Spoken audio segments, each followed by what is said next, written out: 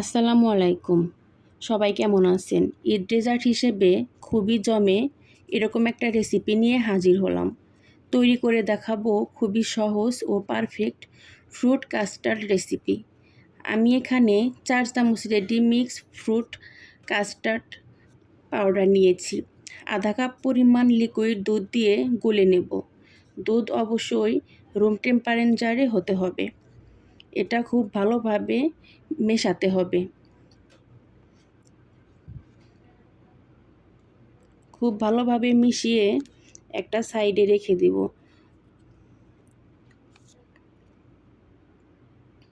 মেশানোর সময় অবশ্যই খেয়াল রাখবেন যেন কোনো দলা দলা ভাব না থাকে।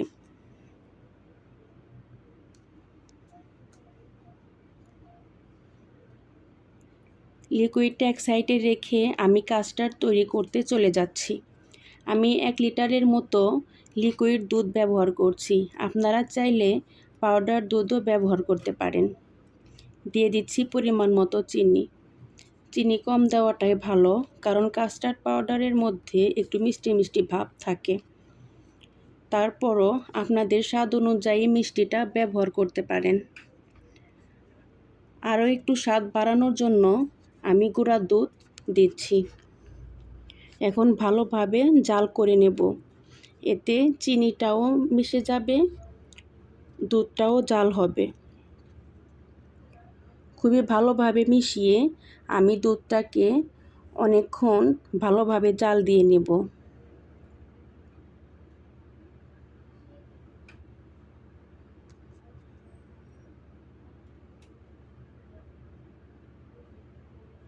দুধটাকে অনবরত নেড়ে নেড়ে আমি বলক উঠিয়ে নেব।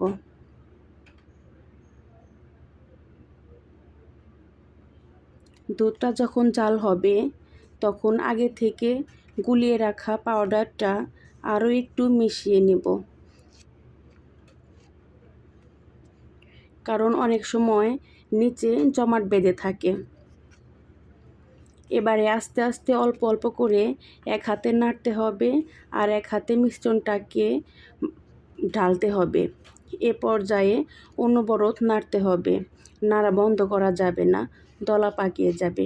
কিছুক্ষণ পর দেখবেন ঘন হয়ে গেছে। দেখেই বুঝতে পারছেন কেমন ঘনত্ব হয়েছে। একদম পাতলাও না, আবার একদম ঘনও হয়নি, আর লামচও হয়নি।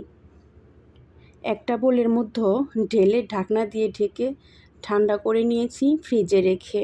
কোনোভাবে খোলা রাখা যাবে না, সর জমে যাবে। আমি এখানে ফ্রুটসগুলো কেটে নিয়েছি। কিছু ফল দিয়েছি, আঙুর দিয়েছি, আপেল কুচি করেছি, আনার দিয়েছি, আর দিয়েছি কিছু কলা। এগুলো একসঙ্গে করে খুব ভালোভাবে মিক্স করে নেব। আসলে ফ্রুটসটা আপনাদের পছন্দ অনুযায়ী নিতে পারেন। আমি যা দিয়েছি তাই যে নিতে হবে এমনটা কিন্তু না। শুধু খেয়াল রাখবেন পানি ছেড়ে দেয় এই জাতীয় ফল যেন না থাকে। খুব ভালোভাবে এগুলোকে এখন একসাথে মিশিয়ে নেব। সবসময় চেষ্টা করবেন ঠান্ডা ঠান্ডা পরিবেশন করতে। সবগুলো একসাথে মিশিয়ে আমি আরও কিছু ফল দিয়ে সাজিয়ে নিয়েছি। আশা করি রেসিপিটি ভালো লেগেছে। এবার এটি অবশ্যই তৈরি করবেন। খুবই সহজ, খুবই সিম্পল, খুবই মজা। আল্লাহ হাফেজ।